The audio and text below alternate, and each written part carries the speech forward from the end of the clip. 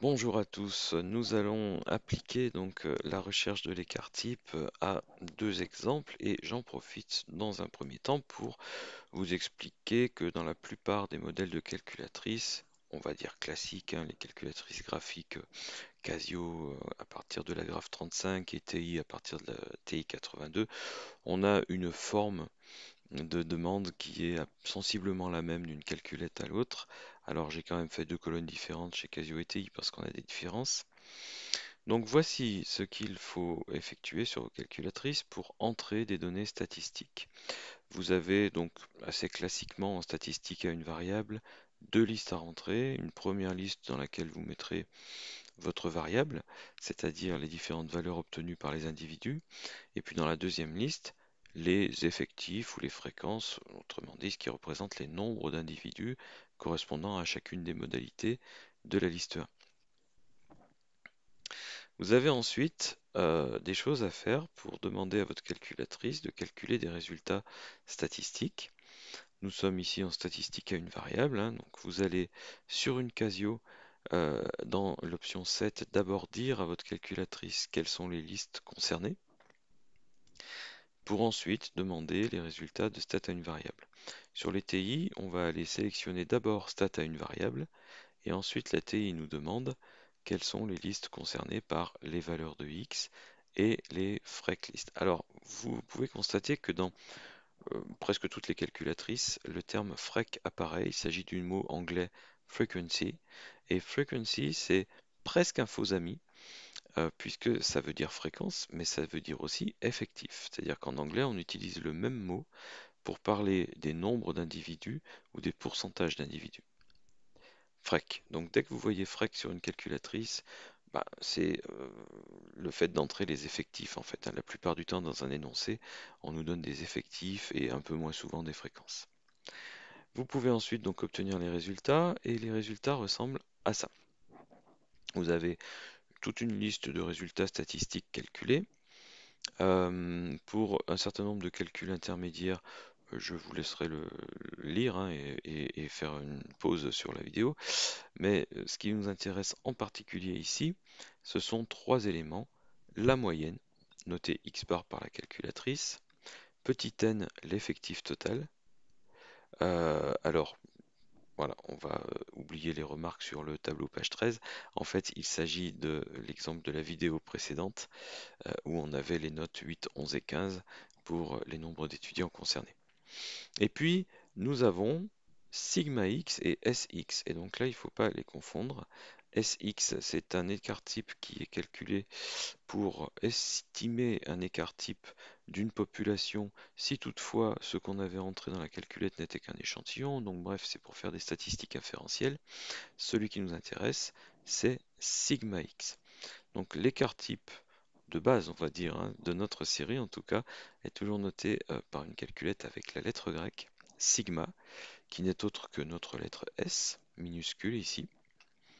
Et une lettre S fait toujours référence à un écart type en statistique, tout simplement parce qu'en anglais, écart type se dit standard deviation.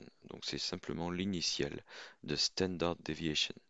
On dit donc en anglais la déviation standard, de même qu'on dit en français l'écart type. Ça veut dire la même chose, c'est un écart moyen. Alors si vous effectuez ces opérations-là sur votre calculatrice avec ce tableau-là par exemple, donc je prends les prix du samplon 95, ça évolue beaucoup les prix de l'essence, hein, donc ça n'est pas plus forcément d'actualité au moment où vous regardez la vidéo. Euh, je vois que je peux faire une petite étude sur le nombre de stations dans lesquelles j'ai constaté tel ou tel prix. Vous entrez donc très classiquement en première liste de votre calculatrice les valeurs du prix en euros par litre et puis en deuxième liste les effectifs constatés en nombre de stations. Et si vous demandez les résultats de la calculatrice, voilà ce qu'elle va vous donner sur cet exemple. Euh, alors j'ai ici des choses qui ne sont pas données par la calculatrice, on en parlera, mais la calculatrice vous dit que la moyenne vaut 1,3327, donc c'est le prix moyen constaté. L'écart type vaut 0, 0, 29, 7, etc., etc. Donc, si j'arrondis à 0,03 pour en parler, j'ai un écart type de 3 centimes. D'accord? Donc, c'est l'écart moyen de prix entre une station prise au hasard et le prix moyen de 1,33 €. D'accord? Donc, j'ai 1,33 € plus ou moins 3 centimes en moyenne. D'accord? En écart moyen. La variance n'est pas donnée par une calculatrice, mais comme l'écart type est défini comme la racine carrée de la variance, eh bien la variance est le carré de l'écart type. Donc il faudrait mettre ce nombre-là au carré. Le mode n'est pas souvent donné par une calculatrice, ça dépend du modèle. Mais ici c'est 1,32, c'est là où on a constaté le plus d'individus. Les 3 quartiles sont en général donnés par une calculatrice. Donc vous pourriez refaire le travail de rechercher les quartiles dans ce tableau. Évidemment, vous avez un peu plus haut dans la playlist une vidéo sur les quartiles. Et puis vous avez un coefficient de variation qui est donné en exemple dans le cours dans une vidéo précédente. Ça n'est pas notre objet ici. Et puis l'écart absolu moyen qui n'est jamais calculé par une calculatrice. Mais là aussi vous pourriez euh, faire non pas l'effort mais l'exercice de calculer cet écart absolu moyen ici en fonction de la vidéo où j'avais présenté ce paramètre. Bien, voici les résultats que vous pouvez obtenir. La médiane et le mode sont donnés de manière juste par la calculatrice, seulement dans le cas d'une variable discrète. Attention au niveau de la médiane et des autres quartiles d'ailleurs. Si jamais vous avez une variable continue et donc des intervalles, vous êtes obligé de renseigner votre calculatrice sur le centre de l'intervalle, ce qui ne permet pas à votre calculatrice de reconstituer l'intervalle. Et donc, en citant un mode, une moyenne ou une médiane, elle va, en citant pardon, un mode, une médiane ou les autres quartiles, elle va se tromper. Bien, un autre exemple, c'est celui que l'on a déjà utilisé des 300 entreprises qui sont distribuées par nombre d'employés. On avait réalisé d'ailleurs un graphique là-dessus, mais on n'avait pas encore calculé le nombre d'employés moyens par entreprise de ces 300 entreprises. Donc si vous entrez cette série dans la calculatrice, il va falloir entrer sur Casio ou sur TI, en tout cas les centres des classes, hein, comme je viens de l'expliquer.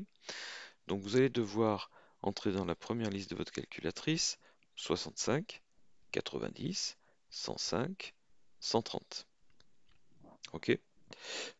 Autre chose, quand je dis dans la première liste, ce n'est pas une obligation. Vous n'êtes pas obligé d'entrer les valeurs de X dans la première liste et les effectifs dans la deuxième. Vous pourriez très bien faire le contraire. Mais à ce moment-là, dans vos réglages, il faudrait le dire à votre calculatrice. D'accord? Il faudrait échanger liste 2 et liste 1.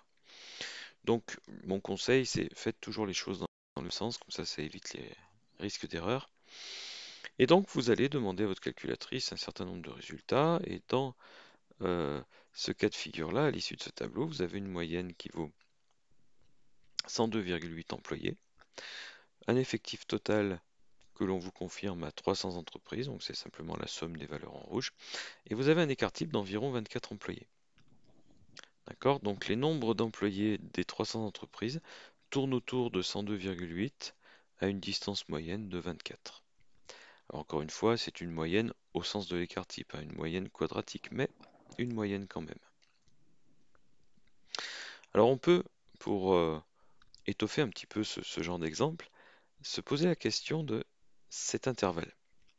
Cet intervalle, c'est un intervalle de nombre d'employés qui va de la moyenne moins l'écart type, alors je vais arrondir à 103 moins 24, jusqu'à moyenne plus écart type, donc 103 plus 24. Cet intervalle, c'est donc l'intervalle 79-127. Cet intervalle, il est dit représentatif. Je reviendrai un peu en arrière sur mes diapos d'ailleurs juste à la fin de cette vidéo pour faire quelques remarques sur l'écart type. Mais en tout cas, les individus dont les valeurs sont à moins d'un écart type autour de la moyenne représentent toujours la majorité de la population, plus de 50%. D'accord? Et même, ils représentent en moyenne 68,3% de la population, suivant les différents tableaux qu'on pourrait créer au départ. Donc on a une infinité de possibilités, bien entendu.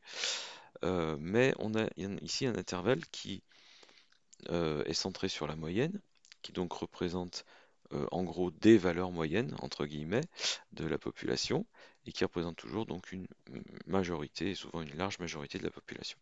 Il est donc dit représentatif, et on s'intéresse ici, dans cet exercice-là, au pourcentage d'entreprises qui se trouvent dans cet intervalle. Alors, les nombres d'employés sont représentés graphiquement horizontalement, c'était notre variable x, donc sur l'axe horizontal. 79 à 127 employés, eh bien c'est un intervalle qui est à peu près là.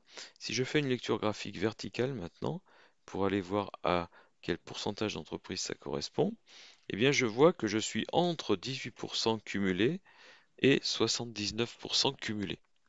J'ai donc entre les deux 61% des entreprises par rapport aux 100% totaux. D'accord? Donc cet intervalle contient 61% des entreprises, c'est effectivement une majorité. Et c'est un intervalle qui peut nous intéresser. Alors, je peux aussi faire des remarques sur le fait d'enlever ou de retrancher ou d'ajouter, pardon, deux écarts types. Par exemple, au lieu de un seul, pour avoir un intervalle plus large et prendre en compte une part plus large de la population. Bref, on est sur le principe de ce qu'on pourra appeler dans d'autres parties des statistiques la création d'intervalles de confiance ou de choses comme ça. Voilà, donc je vais ressortir de ces diapos pour revenir sur une diapo précédente et finir par un certain nombre de remarques sur l'écart type avec la diapo de la vidéo précédente où je montre à nouveau donc le calcul détaillé de l'écart type. Alors, premier avantage de l'écart type, comme on avait pu le voir, hein, c'est qu'il était exprimé dans la même unité que la variable de départ, puisque c'est la racine carrée de la moyenne des carrés. Il est toujours supérieur à l'écart absolu moyen, j'avais fait cette remarque oralement dans la vidéo précédente, et il est toujours supérieur à la moitié de l'écart interquartile. Alors effectivement, qu'est-ce que c'est que cet écart interquartile? C'est l'écart qu'il y a entre Q1 et Q3. Donc on va du quart de la population cumulée aux trois quarts de la population cumulée. Entre les deux, nous avons 50% de la population. D'accord?